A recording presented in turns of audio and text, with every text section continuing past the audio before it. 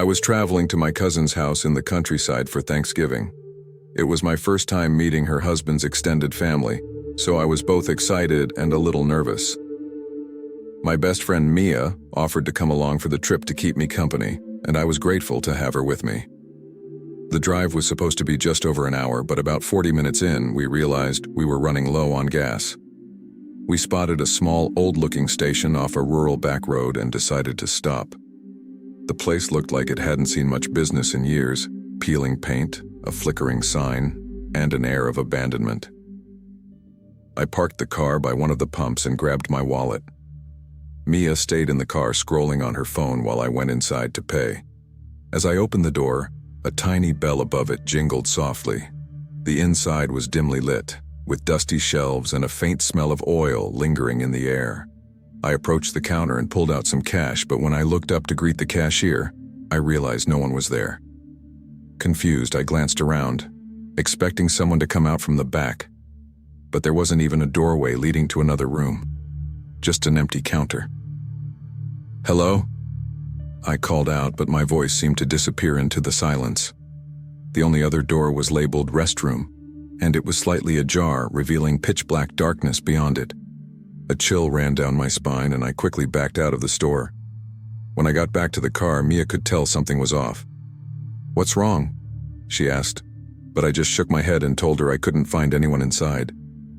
Still needing gas, I decided to look around the lot. Maybe the attendant had stepped out for a smoke or was restocking something outside. Behind the station was a rusty dumpster surrounded by tall, swaying grass. I didn't see anyone, but just as I turned to head back to the car, a soft voice called out from the shadows. "Over here," it whispered. My breath caught in my throat. I turned my phone's flashlight on and aimed it toward the voice. At first I saw nothing but trees and tangled brush. Then, for a brief moment, I caught a glimpse of someone's face partially hidden behind a tree. Panic surged through me. I bolted back to the car, jumped in and told Mia we had to leave immediately. She didn't ask questions, sensing the urgency in my voice.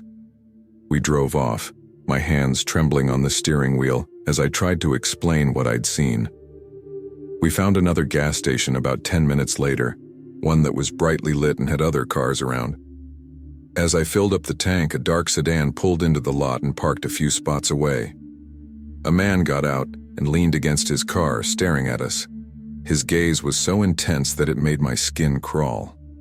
When I met his eyes, he quickly turned away and walked into the store. I didn't wait around to see if he came back out. We made it to my cousin's house safely and tried to brush off the strange encounter as a creepy coincidence. But a week later, I saw something on the news that made my stomach drop. A young man who worked at that gas station had been reported missing, and his body was later discovered in the woods nearby. I called the police to report what I'd seen that night, including the figure in the trees and the man at the second station. They thanked me but didn't offer much reassurance. Months later, I heard about another disappearance at a different gas station, eerily close to Thanksgiving. Now, every year around the holiday, I feel a pit in my stomach, wondering if the person responsible is still out there. It was Black Friday, and my best friend Sophie and I decided to hit the mall for some shopping. The place was absolutely buzzing with energy, bright lights, loud crowds, and people rushing to grab every deal they could find. Our main stop was a big electronics store on the second floor. Sophie was looking for headphones, and I wanted to snag a discount on a new phone case. As we wandered through the store, a strange older man caught my attention. He had unkempt hair and wore a stained hoodie that looked like it hadn't been washed in ages. His smell hit me before he even got close. It was like a mix of sweat and something rotten. He shuffled over, his eyes fixed on me. "You like gadgets?" he asked with a crooked smile, his teeth yellow and uneven. "Yeah, I guess," I said hesitantly, trying not to seem rude while slowly moving away. He leaned in a little closer. "My niece loves this stuff. Maybe you should come meet her sometime. She'd like a friend like you." His words sent a shiver down my spine. I stammered, "Oh, I don't live around here," and quickly turned toward Sophie, pretending I needed her help with something. I glanced back briefly, and the man was still standing there staring at me, his smile frozen in place. I grabbed Sophie's arm and whispered what had just happened. She suggested we stay close together for the rest of the trip, and I gladly agreed. After Sophie found her headphones, we headed to the checkout area, which had ridiculously long lines. To pass the time, I wandered over to the clothing section nearby, where a rack of winter scarves caught my eye. Sophie stayed behind in line, holding our spot. The area was quiet, away from the hustle and bustle of the main store. As I flipped through the scarves, I suddenly felt a hand grab my arm tightly. My first thought was that Sophie had snuck up on me, so I turned around, ready to laugh it off. But it wasn't Sophie. It was the same creepy man from before. His grip was strong, and his eyes locked onto mine with an unsettling intensity. Panic surged through me and I screamed, "Let go of me." My voice cut through the quiet section, drawing a few curious stares, but nobody moved to help. The man released my arm and mumbled something under his breath before walking away quickly. My heart was pounding, and I felt frozen in place for a moment. I hurried back to Sophie, shaking but trying to act normal. "What's wrong?" she asked. "Nothing," I lied, forcing a smile. I didn't want to ruin the shopping trip or make a scene. After we finally paid for our items, we stepped outside into the cold night air. As we walked toward Sophie's car, I glanced back at the mall entrance, and there he was. The man was sitting on a bench near the doors, his eyes fixed directly on me. A chill ran down my spine. When we got into the car, Sophie noticed how quiet I had become. "Are you sure you're okay?" she asked, concern in her voice. I nodded, not wanting to talk about it anymore. As we drove out of the parking lot, I couldn't help but look back one last time. The man's head turned slowly, following the car as we passed by, his gaze locked on me until we were out of sight. That night, I couldn't shake the feeling of his grip on my arm or the eerie smile he had given me. I haven't been back to that mall since. Black Friday might have great deals, but it also seems to attract some of the creepiest people you could ever imagine.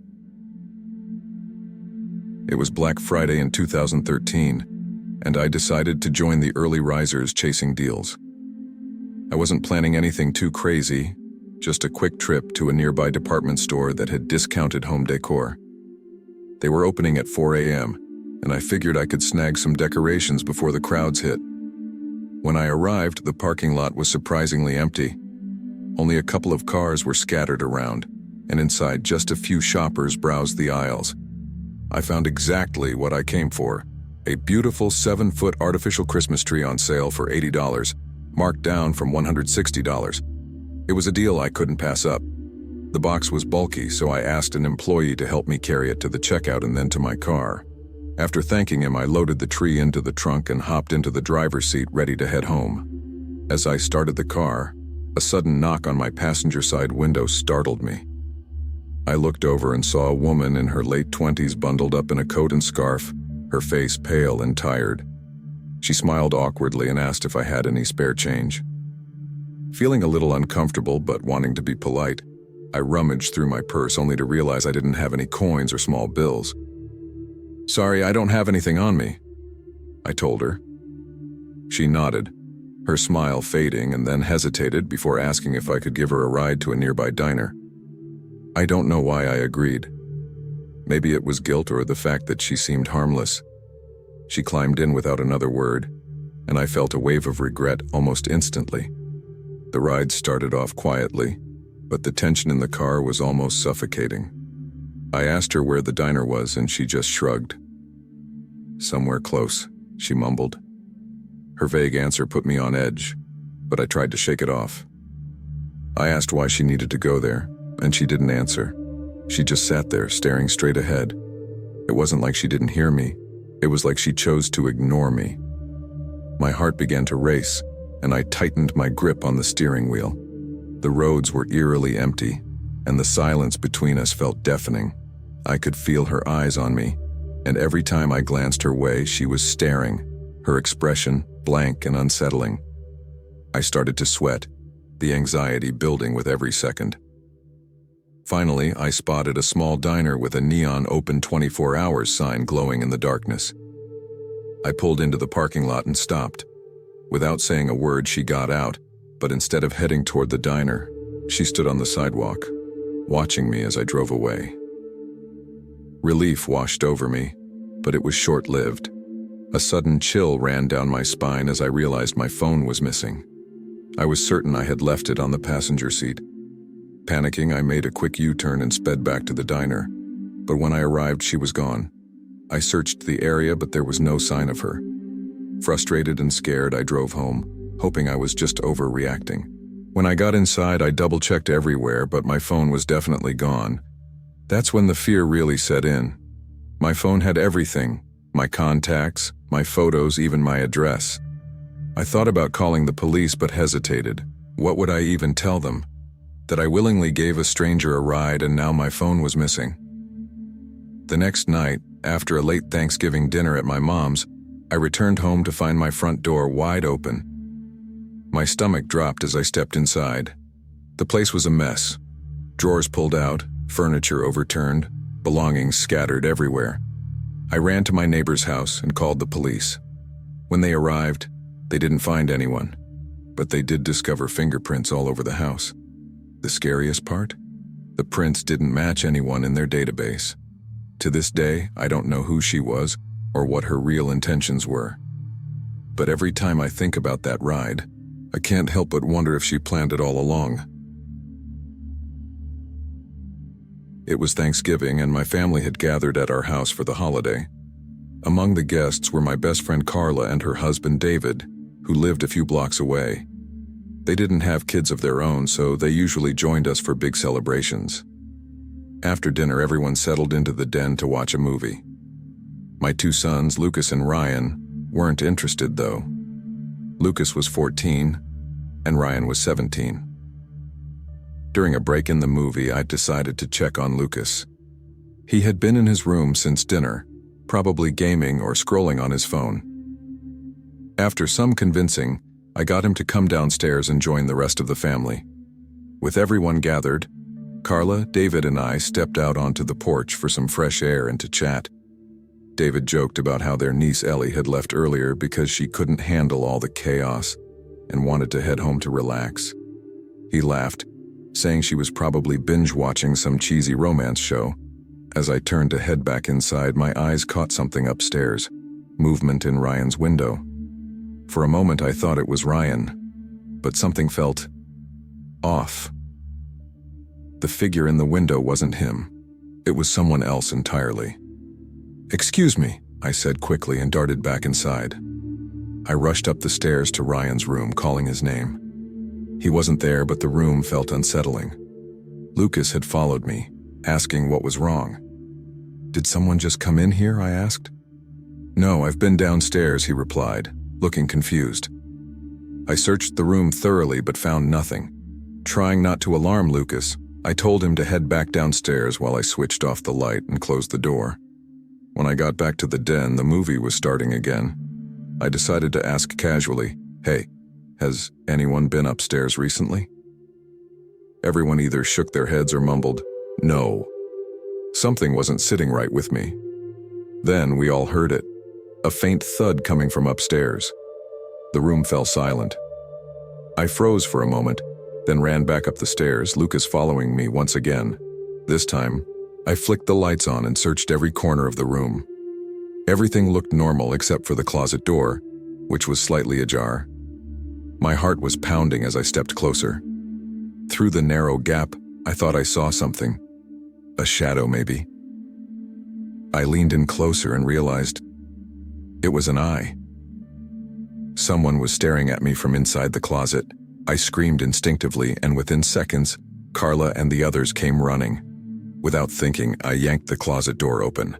Inside was Ellie, Carla's niece. She was clutching some of Ryan's personal items, things I'd rather not even think about. The shock and anger surged through me as I demanded to know what she was doing there. Carla stood frozen, her face pale as I pulled Ellie out of the closet. Ellie stammered something about just being curious and not meaning any harm. But the damage was done. Carla was mortified. David tried to defuse the situation, but it was impossible. I couldn't look at them the same way. That Thanksgiving, a day that was supposed to be about love and gratitude, turned into something dark and disturbing. It fractured my trust and changed the way I saw people I once considered family. Even now, I can't think about that day without a chill running down my spine. My mom has always been incredibly kind-hearted, sometimes to a fault.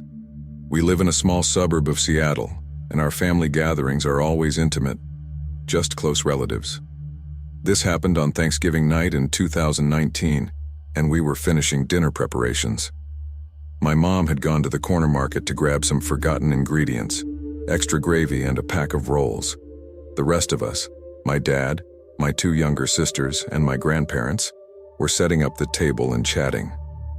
When my mom returned, she wasn't alone. She brought along a middle-aged woman wearing a tattered beige coat and worn-out jeans. Her face was pale, her hair tangled, and she looked like she hadn't slept in days. My mom introduced her as Anita and announced that she'd be joining us for dinner. The room fell into an awkward silence.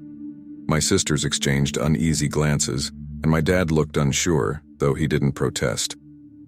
Mom explained that she had met Anita sitting outside the market and felt it would be wrong to leave her out in the cold on Thanksgiving. She believed we should show kindness and share our blessings. My grandmother, always one to follow my mom's lead, invited Anita to sit with us, though it was clear my grandpa wasn't thrilled. Anita sat down stiffly, her eyes darting around the room. She barely said a word, and the air around her carried an overwhelming, musty smell that lingered uncomfortably. As we began eating, my dad said a prayer and invited everyone to hold hands. Anita, however, didn't join in. She kept her hands in her lap, staring blankly at her plate. Throughout the meal, my grandparents and sisters tried making small talk, asking Anita where she was from or if she had family. Her responses were clipped, just a word or two, and she avoided eye contact. Her eating habits were hard to ignore. She shoved food into her mouth with her hands, dropping bits onto the table and even her lap. It was unsettling, and I noticed my younger sister trying not to gag. Eventually, Anita muttered something about needing to use the restroom. My mom kindly directed her down the hall to the right. We continued eating in an uneasy silence, until my grandma quietly asked, "How well do you know this woman?" My dad backed her up, expressing concern about inviting a complete stranger into the house. My mom, ever the optimist, insisted that we were doing the right thing. But when my sister pointed out that Anita had been gone for quite a while, my dad got up to check. A minute later, he came back with a worried look. "She's not in the bathroom," he said. That's when panic set in. My grandpa started muttering in frustration, and we all began searching the house. We checked every room, but Anita was nowhere to be found. Then, in my parents' bedroom, we noticed something chilling. The window was wide open, even though it had been closed earlier. My mom looked devastated as the realization hit her. Grandpa and Dad took turns scolding her for being too trusting. Anita had simply vanished, leaving an eerie tension hanging in the air. We tried to move on with the evening, but the sense of unease lingered. After my grandparents left, we cleaned up and headed to bed, though I felt restless. I couldn't shake the feeling that something was still wrong. Sometime in the middle of the night, as I was drifting off to sleep, I heard it, a faint rustling sound. Then breathing. My heart pounded. It wasn't mine. Slowly, I turned my head toward the sound, and my blood ran cold. A shadowy figure loomed near my bed. Before I could react, a hand pressed down on my shoulder. I screamed and bolted out of bed, running into the hallway. My family came rushing out of their rooms, and behind me, Anita emerged from the darkness of my bedroom. She didn't say a word. She just stared at us for a moment before turning and calmly walking out the front door. We immediately called the police. When they arrived, they reassured us that the important thing was nobody was hurt. They took down Anita's description and advised us to be more cautious in the future. That night left a lasting impression on all of us. My mom's heart was in the right place, but it taught us a harsh lesson. Kindness is important, but so is caution. Some people just can't be trusted. A couple of years ago, I went to Tech World, our local electronics store, on the night before Black Friday. It was just past midnight, and the store was buzzing with early shoppers hunting for deals. My friend Elena and I decided to check it out, mainly because I needed a new laptop and we thought it'd be fun to see what else they had on sale. Once we arrived, we split up to browse different sections.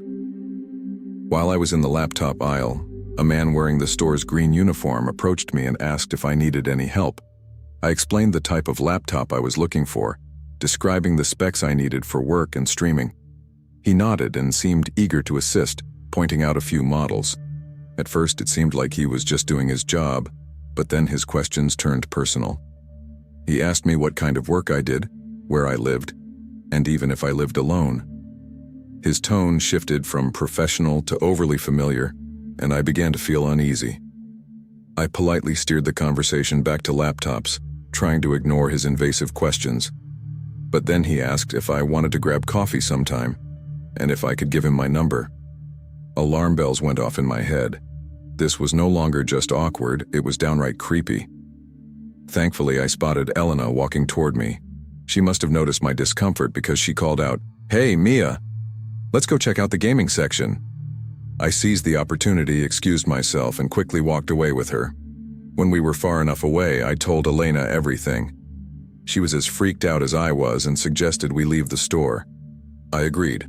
We decided to grab a late-night snack instead and headed to a nearby diner that was open 24/7. The diner was almost empty, with just a couple of people scattered across the booths and one man sitting at the counter. We slid into a booth near the back, trying to shake off the weird vibe from the store. As I glanced around, something caught my attention. The man at the counter, his posture, his hair, it felt eerily familiar. My heart sank as I realized it was the same guy from Tech World. "Elena," I whispered, "look at the guy at the counter." She turned to glance subtly, and her face immediately mirrored my panic. He must have felt our stares because he turned slightly, just enough to confirm it was him before quickly looking back down at his menu. Without saying another word, Elena and I grabbed our things and left the diner. My hands were shaking as we got into the car. We drove straight to my apartment, locking every door and window as soon as we got inside. We were trying to calm down, reassuring ourselves that it was just a coincidence, when a loud, deliberate knock came from the living room window. 3 knocks, slow and deliberate. We froze. My apartment was on the ground floor, and the thought of someone being that close sent chills down my spine. "Elena," I whispered.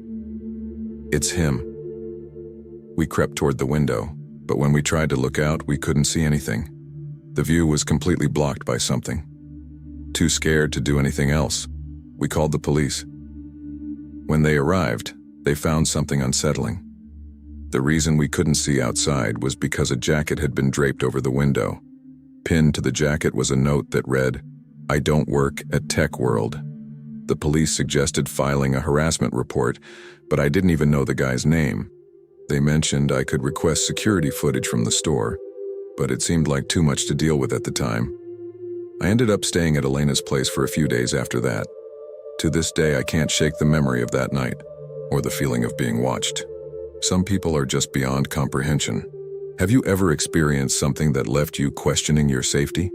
Share your own creepy or unsettling encounters in the comments below, and don't forget to subscribe for more real-life horror stories. Stay safe, and always trust your instincts.